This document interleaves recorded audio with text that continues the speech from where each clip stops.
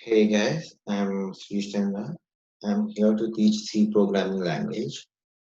Before actually talking about what is C and what is programming language, let us discuss what is computer and why do we need to use it. A computer is an electronic device which we use to simplify whatever stuff we need. The computer machines are very quick related to whatever they do.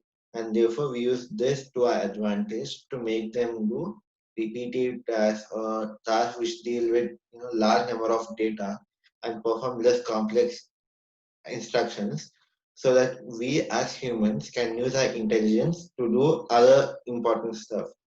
So, to communicate with the computer, we need a specific set of language because a computer cannot understand whatever language we speak. Here comes the concept of programming and programming language.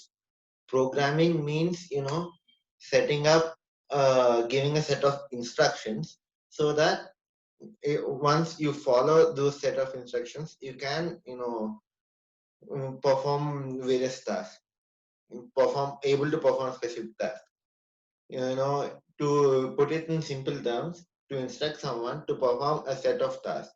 In programming is a computer related work, and hence we make it we can say instruct the computer to perform a single or various amount of tasks. These instructions may be a single line code like a plus b or a minus b, or can have multiple lines of instructions to perform a specific task. Something like to calculate the average income of a nation or average GDP growth in last 10 decades, last decade for a country. Such data for a human it may be very difficult task, but for a computer, it can complete it within seconds. And hence we go for program computers and use programming. Discussing what is programming language. Since the computer cannot actually understand the human tone, like go left, go right, we can't talk, do this, do that. We can't talk like that to a computer. We need a specific language to, order or instruct the computer to perform a separate task. And hence, those are the programming languages. Programming languages are used generally a medium to communicate between the human and the device, that is a computer, to perform a specific task. It is to this is why should we bother about this programming languages. I mean, we can say that, right? Even a small kid can do such various tasks, or you can hire many people.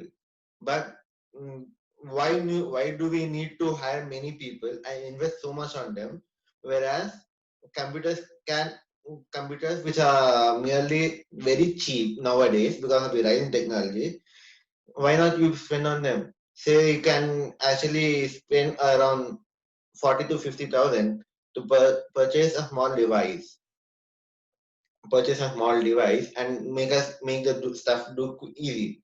And since they are fast and can work 24/7, which human can't, and therefore our work can be done very quickly.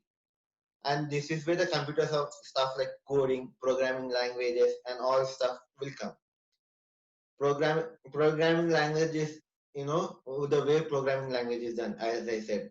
So let us go directly into programming language and history of them. C was C was actually came into existence in the year 1972, and has been a leading contributor to the rise of technology. Where it can be used in various operating system designing. Like the one of the popular operating system, Linux, is designed complete majority using C and C++, whereas the various computers are various compilers and other stuff are completely coded in C, like C. And therefore, let us go. What is C exactly? So C is a general purpose procedural language.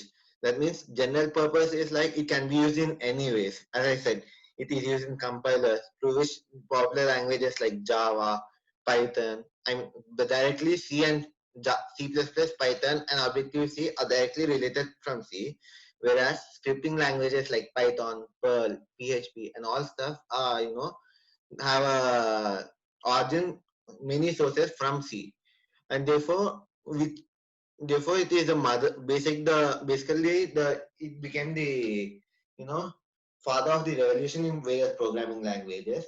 And since it is a general purpose, it can be designed to any specific stuff, not only for compiler designing, not only for uh, operating system generation. It can be used in anywhere where speed is necessary. Since C is more fast and can communicate with the device, computer speak easily, it is more best suited for stars like those. And it can be divided into various parts so that we can understand and the computer can understand the whole purpose of it. And hence we learn C. You can argue, since it is 1972, why do we need to learn C? The major reason is you can when you go for purchasing a computer or a laptop, whatever you want, if the operating system is Linux or Ubuntu or whatever, Kali Linux, whatever, these are all stuff are written in C, and therefore you need to know what exactly is happening. Or when you go for stuff like log, you can actually various applications are Java, and Java is indirectly based upon C. I mean, objected or completely object-oriented language version of C++, and C++ is an upgraded version of C, and therefore all the apps you use, I mean, all the technology around you is either based on C, I mean, either is directly related to C, or either the language you use is based on C. Like if you use a mobile device, the majority of the applications are made from Java, and Java is completely based on C. Or when you go for TV or washing machine, they we might use language neutral code like Java, or sometimes we can use Linux too in some certain cases. Both are on which are heavily dependent on C, and therefore we need to learn C. Once you can, once you know C, you can go to a specific domain language. Like as I said, C is general purpose. You can go for specific oriented language, like Python for web pages you see. I mean, once you go to the online, you see various pages like Wikipedia or YouTube. Majority of which are written in advanced languages, the languages which are specifically used for them, like HTML, CSS. You for all of them, you can go for them once you learn C, because learning C enables you to understand what exactly is happening over there, and therefore you can go for domain specific or task specific stuff. To put it in clear words, this is general. You can apply it in any way, and hence you learn. Once you know to apply it anywhere, you can go in a specific stuff, what in the area whichever you like, and therefore we learn C. And since it is general purpose, it is generally dependent heavily on the computer, and therefore we can exactly go trust the C to generate the exact code, to generate the exact code whatever we need. So this is the basic about the introduction of C language and what programming history, what is C. Let us and the applications of C. Let us go to see what do you exactly mean by, I mean, what exactly a C program looks like. Mm, this is one sample C code which involves a simple printing of messages. Here, as you can see, I have written a few words, a bunch of words which may appear to be a Latin and Greek for you. But once you understand this whatever it is written here, you might actually feel that very comfortable of here reading it. The first line says, hash include stdio.h. This is, one such library. This is what is known as library. Hash include stdio.h. By this statement, you can say that stdio.h is a library, and we want to include this library into our file so that we can refer whatever code we write in it. Yes, what do you mean by library is like just put it in this term. Normal libraries where we keep all books, right? Whenever whatever we want, we can go there, pick a book, read it, and keep it there. Here also, it's the same logic. If we keep the statements like printf here, the computer doesn't know. So it goes to the stdio.h library, picks whatever do you mean by printf statement, understands it, and executes it. That's why we keep stdio.h. Include, as you know, include means keep it in it. So that's what it is. When the next line says print int main. Int main, just understand this. Main is a function where we stuff. Keep understand function as a segment of code, a small segment of code which need to be running, which needs to be run. Main is where this is where the execution completely starts with. The compiler, or after including all the library in it, the compiler next goes to the main function. I can see, right? When you go to the function, you go to the person you know the most. For us, it may be a cousin or a brother, sibling, whoever. For compiler, it is main function.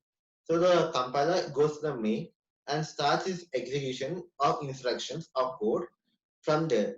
So once it uh, initially just consider int as a data type and assume to be just mandatory, just leave it.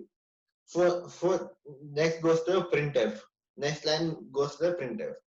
Printf is like printing the statement on a screen. What do you mean by printing? Like whatever is in it, displaying it, right? So this is what print does. Mm. So once we, so this is what print does, and this print is what important. Whatever is present in this double quotation mark, that is the hello comma semicolon comma word. This is what is printed out here. Let us see if that's what it is. Mm, mm,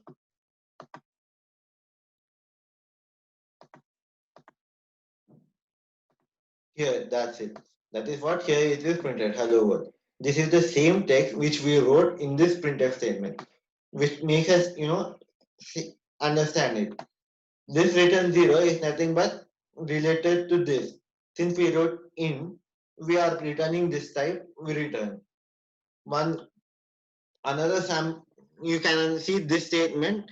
You can ask why is this statement not printing? Here also we wrote printf, right? Why is it not working? Well, this is what is known as comment. You do write comments because to understand what exactly is happening in our code. This helps us to understand, debug the code. If we write it now and if I open it, close it now and open this code around 1 month or 2 months later, while reading comments, I can easily understand what is this exact code snippet is doing, a bit is doing, and therefore I can modify it or keep it as it is various need also. Also, sometimes we can also use it, to you know remove the unnecessary code, like I'm doing it here. I can remove this and save it, and therefore this return statement will not be executing. So for that, debugging would become easy. I mean, resolving errors if I get any. That's what I get. How? That's what I know. Mm. This is what a sample code looks like. Let us show you one another code which helps us to understand C coding more a bit easy. Uh, just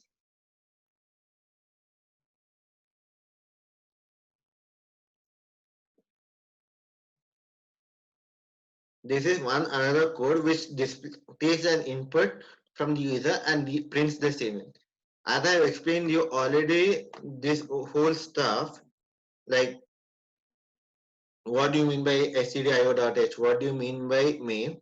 Here comes a new variables, new stuff. This is what is known as variables. You can, this you can call as, a reference object. Like sometimes you say this is a rock or this is my cousin, referring to a photograph or a chair. Like this, you can consider that as a thing. This number is a temporary location which holds whatever value we give and which is of integer type. What do you mean by integer? Integer is basically the whole number, basically a representative for whole numbers. You know, 1, 2, 0, -1, and all stuff. This is, number is of integer means it is a memory location which generally stores whole number. As you can see, this printf helps us to print this enter an integer, which is a whole number. Scanf is something new, which is like helps us to scan or read the input. This is what quite similar to what scanner does in real world. I mean, you do know, right? Scanner helps us to scan the documents. Here, scanf helps us to read the number. As printf, scanf is also in the present in stdio.h library and therefore helps us to read the number and store it in variable number. This is what helps us to, this is the variable on which we have to store, and this ampersand helps us to store the variable. Therefore, this whole statement means like percentile D indicates num. Scanf helps us tells the computer to take input. What is the type of input? It is percentile D. Percentile D refers to integer. Where should I store? What should I call it? This states I should call it number. The compiler feels like that. And what should I call with number? This ampersand says store that particular number which is scanned and store it in number. That's what it is does. Here again we try to print the statement. You enter number. This is known as format specifier. These both are known as format specifier, which helps us to print the location. Here it is doing scanning. Here it is doing printing. This is because of these functions, which tells the compiler it is of integer type. This indicates integer. This specifies what is the name of the memory location the integer is saved in. So the compiler sees this, starts printing this stuff, and once the percentile D is occurred, it goes for this stuff. It searches for the variable name, which is number, and prints it.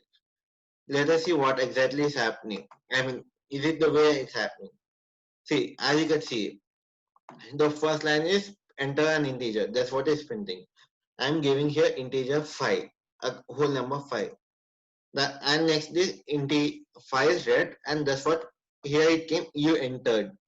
That's what is a that's what I typed here, and hence percentile D, which is 5. That's it.